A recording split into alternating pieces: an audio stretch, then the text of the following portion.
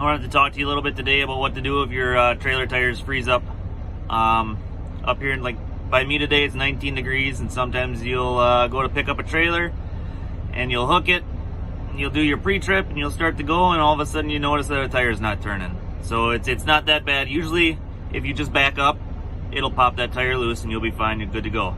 But sometimes it doesn't work, and so I'm going to show you a way to be able to free that up. So first of all, what we're going to do is switch hands here, put in your trailer air supply. Now make sure that you leave the brakes to the tractor on. All right, let's take a walk. Grab your trusty hammer. Let's take a walk here. So you're gonna have to get under the trailer. You'll be fine. A little bit of dirt never killed anybody. All right. I know some of you are thinking I'm too freaking old for this, but you'll live. So, drum, brake pad, right? Don't hit your brake pad.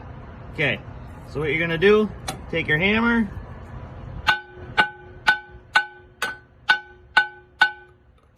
now what that'll do, and you'll be able to see it work too. So all of a sudden, this will be down, you're gonna hit it, and you'll see your shoe pop up off your drum.